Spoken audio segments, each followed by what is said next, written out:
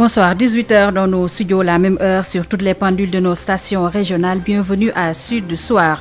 Suppression de la loi sur le parrainage. L'ordre émane de la Cour de justice de la CEDEAO. L'État du Sénégal a 6 mois pour se conformer à cette décision. Maître Abdoulaye Tine de l'Union sociale libérale, auteur de ce recours, réagit dans cette édition, ainsi que la coalition Taxawu Sénégal. 4 individus interpellés. C'est le bilan des échauffourées à Dougar ce mercredi. Les populations s'oppose à la démolition d'habitations et de vergers. Elle compte mener le combat jusqu'au bout et interpelle le chef de l'État. Notre invité est Djibril Gueye du Bureau national du Forum civil. La publication des rapports des corps de contrôle est le sujet débattu avec Amadou Moustapha Dian, notamment le droit de regard du citoyen. Sur l'international, l'Union européenne va cesser tout appui financier à l'Érythrée, 121 millions d'euros d'aide au développement destinés à l'Érythrée seront réaffectés à d'autres projets dans la zone de la Corne de l'Afrique. La page sport sera consacrée à la Coupe CAF, 6e et dernière journée des phases de poule. Club Sfaxien reçoit Jaraaf à 19h. À la même heure, le Paris Saint-Germain sera face à Manchester City. C'est pour la deuxième finale de la Ligue des Champions. Info Éco complète cette édition mise en onde par Pape Abdoulaye Dieye. Sud Soir. Bonsoir et bienvenue à Sud Soir. Un accident de la circulation fait 1 mort et 2 blessés sur l'axe Baba Garage à péage Ila Touba. Il s'agit d'une collision entre une charrette et un conducteur de moto Jakarta. Les détails, c'est avec Adam Ndiaye. 1 mort et 2 blessés, c'est le triste bilan d'un accident de la circulation qui s'est produit entre le Baba Garage et la localité de Gadbissik. Il s'agit d'une collision entre une charrette en partance pour le marché hebdomadaire de ce mercredi de Baba Garage et un conducteur de moto Jakarta qui venait du sens inverse. Ce conducteur de moto Jakarta transportait un agent en service dans la mine de phosphate de Gadbissik. Le conducteur de la moto Jakarta est un agent de sécurité de proximité. Il est décédé suite à ses blessures au cours de son évacuation au centre de santé de Bombay. Cet énième accident de la circulation remet sur le tapis l'état dégradant de l'axe Baba Garage à péage dont le financement a été acquis grâce à la BDA. Il s'agit d'une route latéritique très chaotique qui occasionne beaucoup de désagréments aux usagers de la route. Diourbel Sud FM, Adam Ndiaye. Merci à Adam Ndiaye qui revenait sur l'accident de la circulation qui a fait 1 mort et 2 blessés sur l'axe Baba Garage à péage Ila Touba. Parlons de notre décès qui défraie la chronique. Il s'agit du décès de l'élève sous-officier de police Abdelkader Johnson à la suite des informations parues dans la presse ces derniers jours. Décès survenu le 24 avril dernier à l'hôpital principal de Dakar. La police nationale tient à apporter des précisions. L'élève sous-officier Johnson, déclaré définitivement admis au concours de recrutement direct des élèves sous-officiers de police session 2019, a été incorporé le 20 avril à l'École nationale de police et de la formation permanente pour débuter sa formation initiale avec la 46e promotion. Une fois à l'école, c'est à la suite du briefing et après le repas qu'il a signalé des douleurs au niveau des membres inférieurs et a été mis à la disposition de l'infirmerie pour observation. Toujours selon le bureau des relations publiques de la police, cette situation sanitaire a empêché l'intégration du défunt dans le groupe qui a été transporté au camp Michel Legrand de Thiès où les élèves sous-officiers de police issus du concours direct et spécial subissent une formation de base. Il est resté à l'infirmerie jusqu'au vendredi 23 avril avant d'être évacué à l'hôpital principal de Dakar où il est décédé le 24 avril dernier. Dans la nuit. C'est ainsi que, conformément à la loi, une demande d'autopsie a été établie en vue d'être édifiée sur les causes exactes du décès et des conclusions du médecin légiste. Il ressort une mort naturelle à la suite d'une défaillance multiviscérale, selon le bureau des relations publiques de la police qui présente qui s'incline tout d'abord pieusement devant la dépouille du défunt, prie pour le repos éternel de son âme et présente ses condoléances attristées à la famille éplorée. Sud FM, l'info, c'est ici. Et nous parlons politique. La Cour de justice de la CEDEAO ordonne à l'État du Sénégal de supprimer la loi 2018 du 19 avril 2018 portant sur le parrainage dans un délai de 6 mois, car cette loi porte atteinte au principe de la libre participation aux élections. Maître Abdoulaye Tine de l'Union sociale libérale, qui avait introduit ce recours, s'en félicite et annonce en accord avec les autres partis politiques de l'opposition d'autres démarches judiciaires visant l'élection présidentielle elle-même. Maître Abdoulaye Tine réagit au micro de Amadou Moustapha Dia. Écoutez, la réaction que j'ai, c'est que la Cour a dit le droit et qu'il s'agit là d'une victoire du droit. Ni plus ni moins, nous avions demandé effectivement à la Cour de constater que l'État du Sénégal, en promulguant la loi sur le parrainage, avait porté atteinte aux droits civils et politiques des Sénégalais, notamment le droit que chaque Sénégalais a de participer à une élection de manière libre, sans obstacle. Et donc, par le parrainage, il a créé des obstacles qui violaient le pacte sur les droits civils et politiques des Nations Unies, mais qui violaient aussi la Déclaration universelle, mais surtout un instrument de la CEDEAO qui est le protocole sur la bonne gouvernance. Et donc la Cour nous a suivis dans cet argumentaire en constatant effectivement qu'il s'agissait d'une illégalité, mais surtout la Cour nous a suivis dans un deuxième point, dans un délai maximum de 6 mois. Et j'ose espérer, effectivement, sans délai, se mettra en conformité. Quel effet cela produit sur l'élection présidentielle 2019 et allez-vous entreprendre d'autres démarches judiciaires? Inévitablement, ce sera la suite logique parce que pour l'instant, nous n'avons pas encore reçu de notification formelle d'une quelconque décision. Mais si on a une décision, effectivement, qui nous donne raison, il va de soi que naturellement, on va en tirer toutes les conséquences de droit. Et la première des conséquences de droit, c'est de revenir sur l'élection de 2019, la présidentielle. On était 27 candidats sur la liste initiale du Conseil constitutionnel. Quand j'ai introduit le recours, l'Union sociale libérale était soutenue par quand même une 43 quand même organisations de la société civile et des partis politiques. On peut dire que quasiment tous les, hormis Macky Sall, les 26 autres candidats étaient contre le parrainage et ils ont appuyé ce recours. Il va de soi qu'une fois qu'on aura la décision formelle entre nos mains, on va s'asseoir pour en discuter et de voir effectivement quelle est la conséquence à donner vis-à-vis de cette décision qui, je le rappelle, est une décision supranationale. C'était Maître Abdoulaye Tine de l'Union sociale libérale qui avait introduit un recours pour l'annulation, donc la suppression du système de parrainage au Sénégal. La Cour de justice, je vous le rappelle, ordonne à l'État du Sénégal de supprimer la loi dans un délai de 6 mois. Taxawu Sénégal salue cette décision de la Cour de justice de la CEDEAO. Le parti demande au chef de l'État de se conformer à cette décision. Par ailleurs, le Taxawu Sénégal demande au chef de l'État de respecter la décision.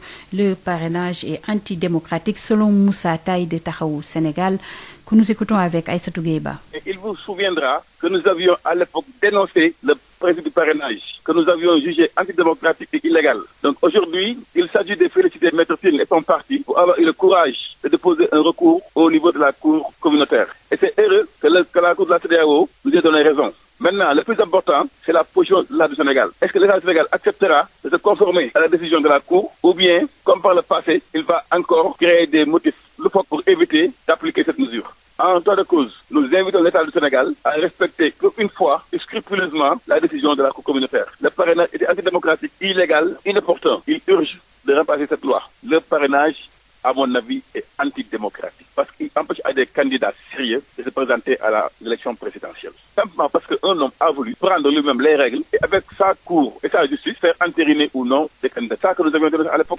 C'était Moussa Taï de Taxawu Sénégal qui salue la décision prise par la Cour de justice donc d'ordonner à l'État du Sénégal de supprimer la loi portant sur le parrainage dans un délai de 6 mois. Et sur le front social, chaude matinée à Dougar ce mercredi, mercredi. 4 individus ont été interpellés. Les habitants ont manifesté pour s'opposer à la démolition d'habitations et de vergers de leur localité. Déterminées, ces populations affirment qu'elles ne vont pas se laisser faire. Le chef de l'État est interpellé, nous dit Denisia Sambou. ñenn bu ñu woor nit ñu toog nekk ci seen jàmm ñu ne bu kenn am jàmm yéen waa Sénégal ñëw leen ngeen jàppale ñu soxla nañu seen ndimbal te soxla nañu suñu suuf si. La population dougaroise au front ce mercredi. Le village a été réveillé par des démolitions. Ousmane Dione, porte-parole des jeunes. Nous avons subi un réveil extrêmement catastrophique. On a vu des engins qui sont en train de démolir les habitations occupées par le village. C'est tellement catastrophique actuellement dans le village. Des engins envoyés par l'entreprise marocaine Pick-up, situation qui a entraîné une véritable intifada entre habitants et forces de l'ordre. Les forces de l'ordre sont ici et je pense que le Sénégal est un Sénégal pour tous. Une révolte qui a entraîné l'arrestation de 4 personnes, une dame et 3 jeunes d'Ougar, interpellent les autorités. Nous interpellons le président de la République sur cette situation car le président est ici pour tous les Sénégalais. Cette situation est tellement catastrophique. Le préfet de Drufisque, le maire de Diamniadio, nous voulons que vous venez ici à Dougar et parler avec les populations de Dougar pour que nous puissions régler cette situation catastrophique. Nous sommes déterminés pour lutter, pour arranger cette situation parce que cette situation est une situation tellement dure pour les populations de Dougar. Depuis pas mal de temps, on a fait toutes les démarches pour que cette situation soit mise au point. Mais jusqu'à présent, il n'y a aucune réaction des autorités du Sénégal. Des étrangers comme les Marocains sont venus dans le village et ils sont en train de démolir les maisons construites par les villageois. Je dis le Sénégal ne mérite pas cette situation. Le village est chaotique. Cette situation doit être réglée. Cette situation doit être réglée. Dougar, Denisia Sambou pour Sud FM. Denisia Sambou, des prestataires de services de la Sénélec ont marché ce matin de la place de la Nation au rond-point RTS. C'est pour exiger sans condition le recrutement. Ismaïla Marcel Kouli. Nous exigeons notre embauche. Nous devons être réalisés. Nous exigeons notre embauche. Nous devons être réalisés. C'est par ce slogan que les prestataires de services de la Sénélec, venus des 14 régions, ont battu le macadam de la place de la Nation au rond-point RTS pour exiger le recrutement à la Sénélec, nous dit Timothée Colli, coordonnateur de l'Amicale des travailleurs de l'électricité nationale, ATE. Nous exigeons notre embauche. Vous l'avez entendu, nous exigeons notre embauche. C'est un droit d'embauche. Après 5 ans, après 10 ans, après 20 ans traversés dans une entreprise, donc on exige notre embauche. Et personne ne peut rien du tout faire.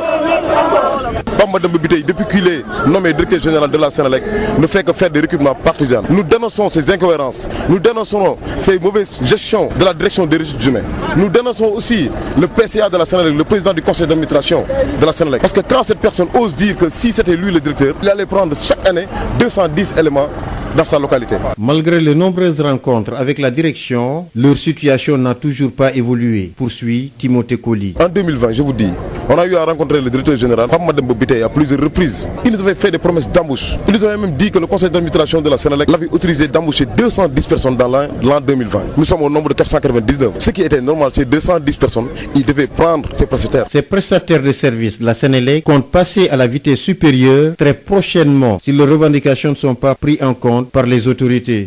S'il n'y a pas de réaction, on passera à la vitesse supérieure pour une grève de la faim. Et si tout le monde meurt, que tout le monde sache que c'est le directeur général qui est responsable de tout cela. Ils étaient plus d'une centaine, venus de 14 régions du Sénégal, à prendre part à cette manifestation, une marche pacifique autorisée qui regroupe les prestataires de la capitale, de Thiès, Kaolack ou encore de la Casamance. Ces derniers réclament le recrutement et envisagent d'autres actions pour poursuivre le combat. Les membres de Y'en a marre soutiennent la lutte de ces prestataires. Ismaïla Marcel Colli, après la mobilisation des prestataires de services de la Sénélec, place à celle des travailleurs et des étudiants de l'université Bader Thiam de Thiès. La communauté universitaire exige l'achèvement des travaux des bâtiments pour des conditions acceptables de travail et d'études dans cette université. Babacar Ndao.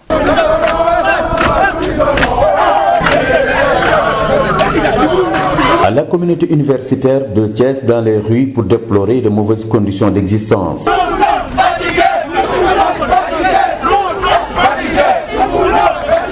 Quatrième plan d'action sans mesures concrètes, un mutisme coupable dénonce les grévistes. Khalifa Ababacar Sy Traoré est le porte-parole de la conférence des étudiants de Thiès. Qui dit manque de salle, dit manque de cours. Depuis l'arrivée des nouveaux bacheliers, on ne fait plus cours. Personne ne fait cours. L'université étant sèche, on ne fait plus de cours.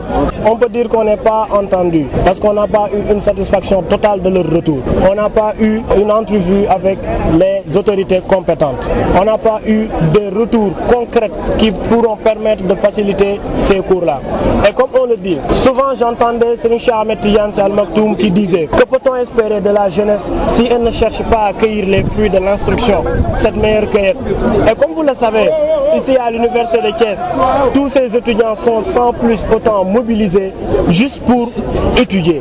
Tout ce qu'ils réclament, c'est d'étudier. L'université de Thiès a été connue depuis longtemps comme une université calme, qui a fait de brillants résultats.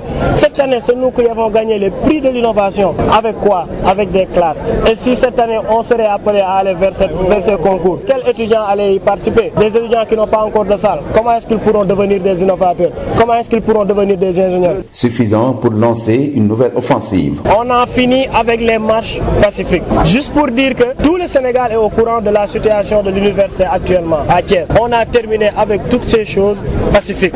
Une stratégie, on ne la déclare pas, mais on l'a fait marcher. C'est la force de l'université de Thiès. 2 semaines sans cours à l'université Iba Der Thiam de Thiès, la forte mobilisation de ce matin, bien encadrée par la police, témoigne de l'engagement des travailleurs et étudiants. Le l'UIDT a sauvegardé leur outil de travail.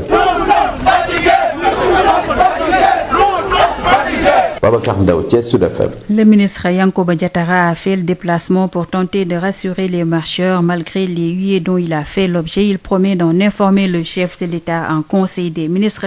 Yankoba Diattara réagit au micro de Babacar Ndaw. Et l'engagement du chef de l'État d'accompagner l'université de Thiès.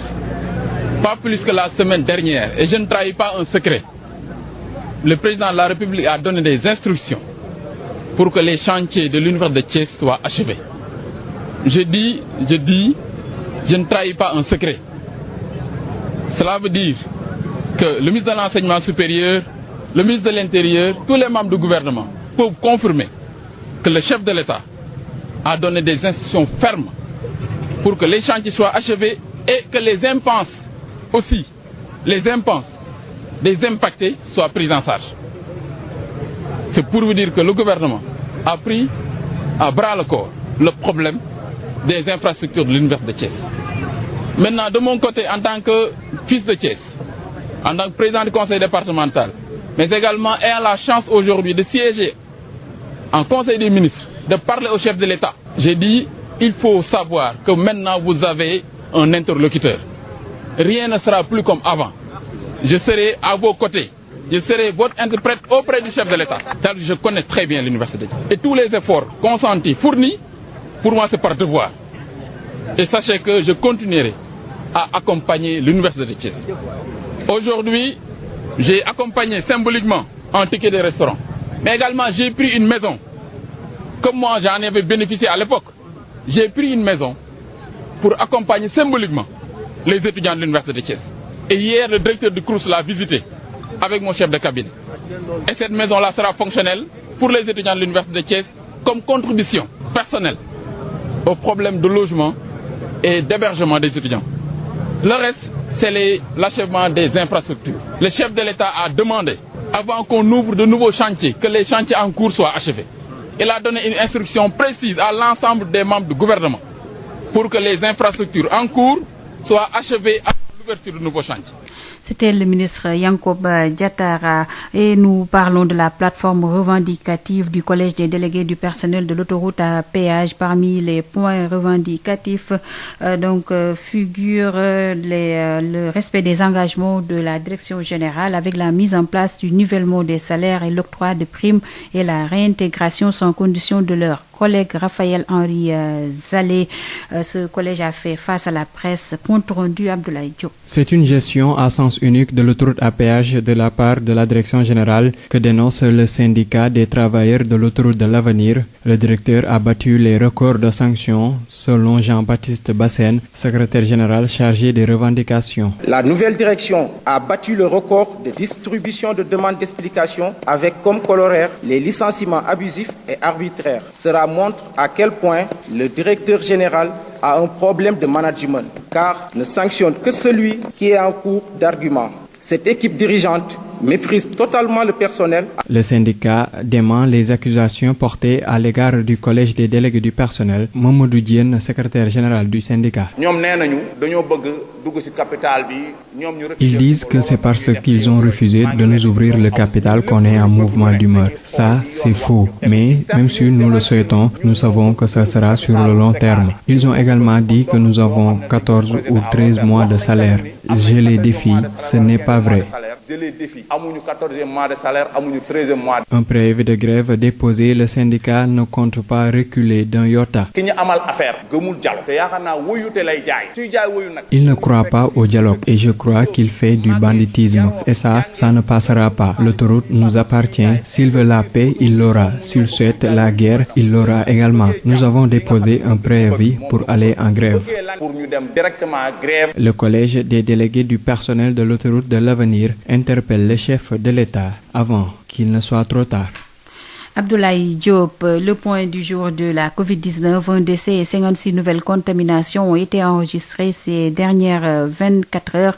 150 patients sont encore sous traitement et plus de 400 000 personnes vaccinées sur l'étendue du territoire, selon Dr Elhadji Mamadou Ndiaye, le directeur de la prévention que vous avez écouté dans nos précédentes éditions. Et nous parlons des rapports de l'OFNAC, de l'IGE, en tout cas des corps de contrôle qui sont fréquemment classés sans suite. Une chose inadmissible pour les Sénégalais qui réclament la poursuite des conclusions de ces rapports. Josette Kali. Ces dernières années, plusieurs rapports de l'IGE, de l'OFNAC et même de la Cour des comptes sont rangés dans les tiroirs après publication. Que de dossiers sans lendemain, un constat amer pour ces citoyens. Dommage, la traçabilité est franchement un fondement, un pilier même d'un état de droit. On doit prendre en compte les choses concrètes quand même, donner le sérieux qu'on voudrait qu'ils aient, quoi. Parce que vraiment, le sens de la création, ça devait avoir son pesant d'or, devait aller jusqu'au bout de la logique. Les citoyens doivent être informés pour plus d'assurance, si vous voulez, dans ce pays. On ne peut que le déplorer parce que si des structures comme ça sont mises en place, c'est pour qu'il y ait un suivi.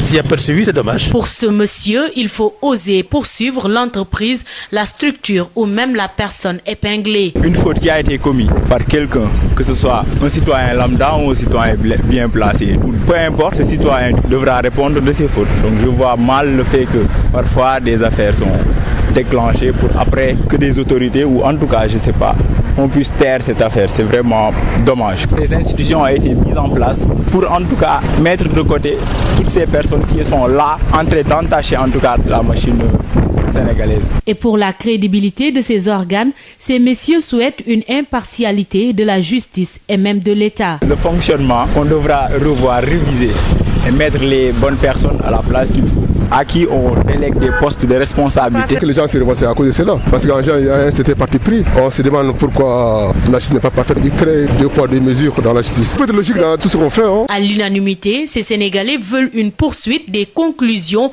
de ces différents rapports pour la lutte contre la corruption.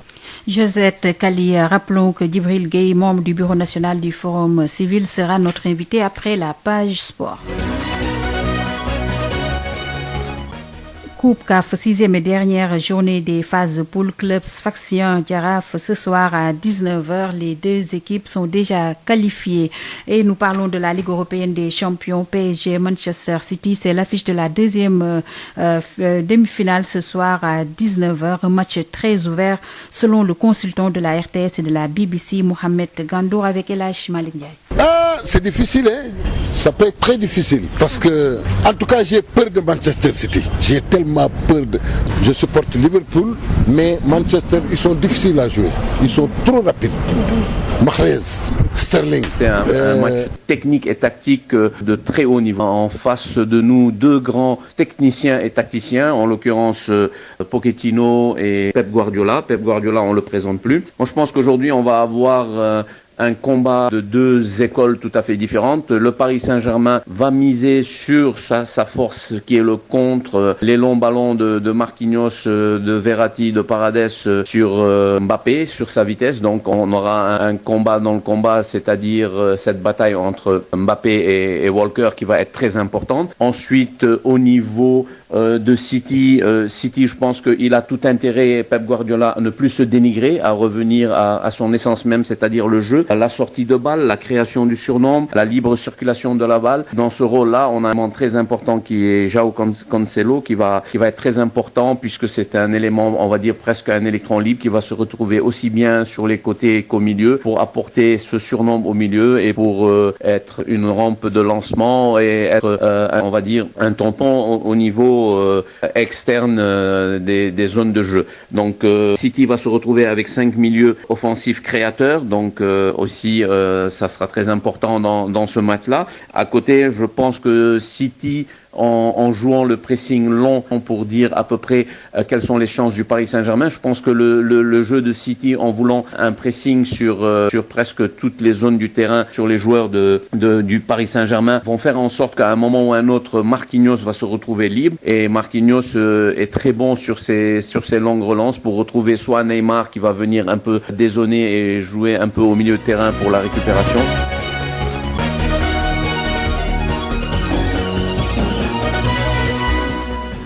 Et nous parlons toujours football avec cette Ligue des Champions, la deuxième finale allée après l'analyse du consultant de la RTS et la BBC, Mohamed Gandour. Place aux supporters dans ce micro-trottoir réalisé par Odile Minkelan. C'est difficile, hein? Ça peut être très difficile parce que, en tout cas, j'ai peur de Manchester City. J'ai tellement peur de... Je supporte Liverpool, mais Manchester, ils sont difficiles à jouer. Ils sont trop rapides. Mahrez, Sterling, le milieu de terrain, c'est le meilleur milieu de terrain au monde de Manchester, c'est Kevin De Bruyne. Je vois un match piège parce que dans ce stade-là, toutes les équipes se valent. Le niveau est le même. Paris joue à un très bon niveau et c'est une équipe qui est arrivée à une maturité avec d'excellents joueurs comme Mbappé, comme Neymar, comme Idrissa Gana Gueye. C'est des joueurs chevronnés, ils ont joué dans de très grands clubs. Donc à ce stade de la compétition, ils peuvent faire la différence. De même que Manchester City, parce que aussi, eux, ils ont fait leur preuve, que ce soit en Angleterre que dans la scène européenne. Donc ils ont un grand coach, ils ont de très bons joueurs. Pour moi, l'équipe qui sortira vainqueur de ce match-là sera l'équipe la plus disciplinée tactiquement. Je pense que ce sera un match équilibré, puisque pour la première fois, Paris Saint-Germain est en face d'une bonne équipe, certes une bonne équipe, mais avec un effectif complet. Donc je pense que ça sera du 50-50. Je ne pense pas qu'il y ait de football. Voilà, nous parlons toujours sport et place à l'invité de la rédaction. Sud FM, l'invité du jour. Il s'agit de Djibril Gueye, membre du Bureau national du Forum civil. Il nous parle de la publication des rapports des corps de contrôle, notamment le droit de regard du citoyen lambda. Djibril Gueye est avec Amadou Moussa Fadia. Djibril Gueye, bonjour. Bonjour. Vous êtes le coordonnateur du Forum départemental de Rufisque et aussi membre du Bureau national chargé de la comptabilité et des finances, c'est bien ça? C'est ça, oui. Alors aujourd'hui donc, on évoque avec vous la disponibilité et la lisibilité même des rapports qui sont mis à disposition au niveau du public. Alors dites-nous, comment le citoyen lambda peut-il acquérir l'information qui est disposée dans ces rapports? D'abord, se féliciter de la publication des rapports, parce que le Sénégal, surtout les corps de contrôle, sont habitués à des retards sur la production des rapports. Mais nous nous sommes rendus compte que depuis un certain temps, il y a la mise à jour dans la publication et aujourd'hui, on sent une généralisation de la publication. Quant à sa perception par rapport aux citoyens lambda, savoir que maintenant c'est presque une nouveauté pour le Sénégalais d'être aujourd'hui à même en date échue les rapports des différents corps de contrôle. Mais juste reconnaître que le Sénégalais lambda n'est pas habitué à ça. il peut même exister une réelle lisibilité, une réelle compréhension du contenu de ces différents rapports. Donc je crois qu'il appartient aujourd'hui, au-delà de ce que ces organes-là sont en train de faire, quelque chose de très bien, de publier les rapports, de motiver ou du moins d'interpeller la société civile, toute obédience confondue, à reprendre ces rapports, à un peu les distiller, à les rendre beaucoup plus digestes, beaucoup plus compréhensibles, beaucoup plus accessibles pour les citoyens lambda, pour leur compréhension. C'est le principe de la redevabilité. C'est un principe de gouvernance qui interpelle l'acteur à revenir s'expliquer, à revenir justifier sa gestion par rapport tout simplement pour éclairer le citoyen sur la gestion de ce qu'on lui a confié. Ça, c'est un principe. Et au Sénégal, il y a toujours des espaces qui permettent à ces acteurs de pouvoir le faire. Parfois encadré, c'est la loi le demande, comme quelquefois, ça peut être une initiative personnelle et qui devait être la meilleure pour tout gestionnaire de revenir donner des explications sur sa gestion. Ça, c'est un principe. Il est aussi important de noter que l'information du citoyen lambda par rapport aux informations qu'il peut avoir des corps de contrôle permet non seulement d'interpeller sur la redevabilité, mais surtout de pouvoir mesurer la réalité de ce qu'on donne comme information par rapport à ce qu'il voit exactement dans l'exécution des politiques et programmes. Et la perception dans la gestion des affaires publiques aussi dépend du niveau du citoyen. Mais ce qu'il faut juste comprendre, c'est que le citoyen a toujours besoin d'être informé sur la gestion du pays dans tous les secteurs.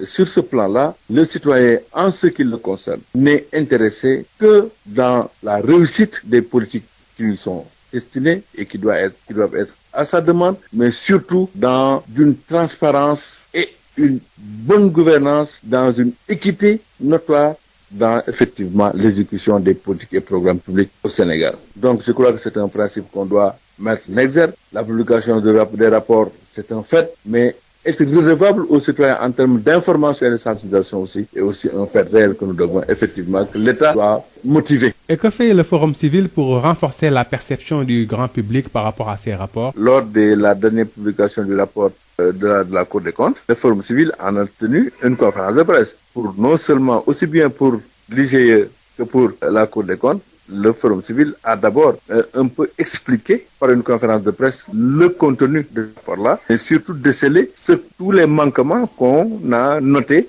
du rapport et que le citoyen devait effectivement comprendre. Ça, c'est la première chose. Vous êtes aussi au courant que le Forum civil, tous les ans, explique aux Sénégalais ce qu'on appelle l'indice de perception de la corruption. C'est des informations que le Forum civil détient et distribue tous les ans à tous les citoyens sénégalais sur la place du Sénégal dans l'indice de perception de la corruption. Pour un tout petit peu, informer les Sénégalais sur le niveau de corruption du pays et comment aussi la corruption peut gangréner le Sénégal et surtout comment il faut aussi freiner le développement du Sénégal, surtout dans la gestion des affaires publiques. Merci beaucoup, M. Gueye.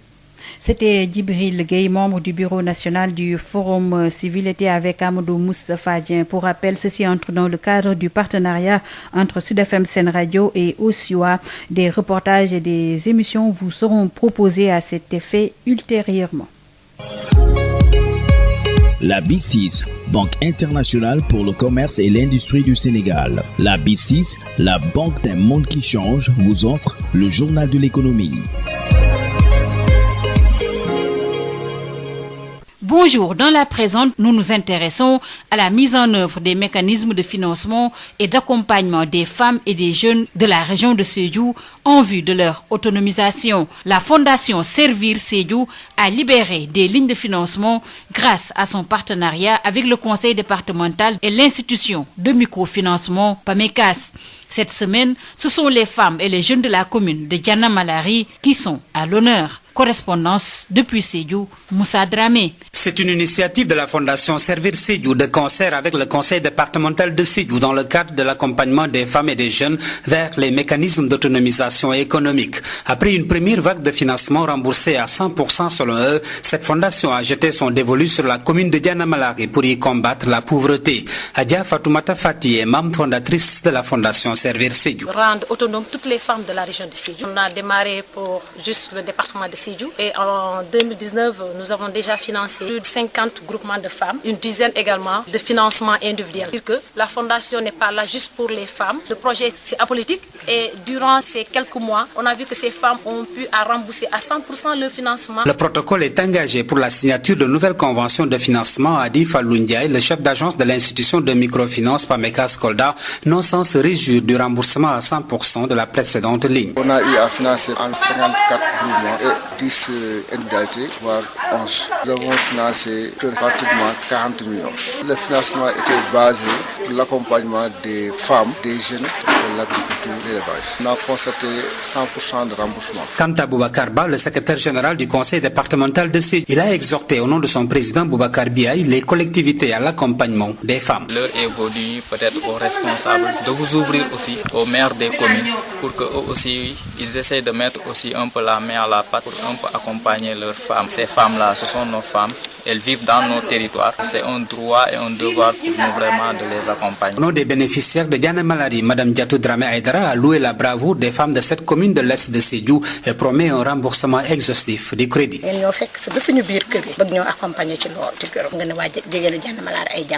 La fondation Servir Sédhiou compte bien se déployer dans la région de Sédhiou à l'assaut des trappes de pauvreté et de façon durable et participative. Moussa Dramé Sédhiou, Sud FM. C'en est tout pour le journal de l'économie. Merci de votre fidélité. La B6, Banque internationale pour le commerce et l'industrie du Sénégal. La B6, la banque d'un monde qui change, vous a offert le journal de l'économie.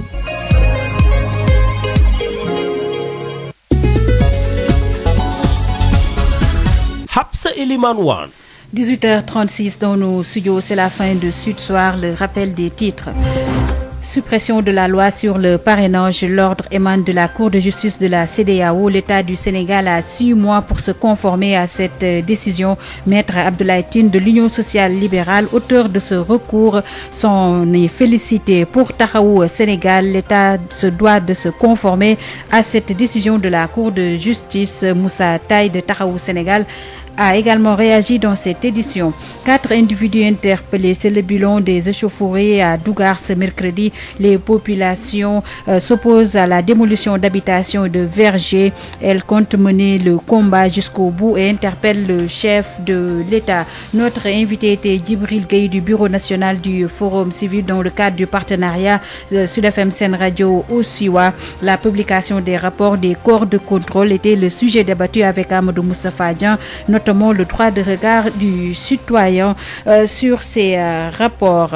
La page sport était consacrée à la Coupe CAF, 6e et dernière journée des phases de poule.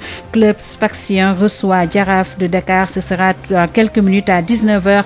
À la même heure, le Paris Saint-Germain sera face à Manchester City pour la 2e demi-finale de la Ligue des Champions. Info Éco complète cette édition mise en onde. A complété cette édition mise en onde par Pape Abdoulaye. Merci à lui. Merci également à vous, chères auditrices et auditeurs de Sen Radio. Vous avez tout de suite droit à la page Ramadan avec Amadou Moustapha Dian. Très bonne soirée.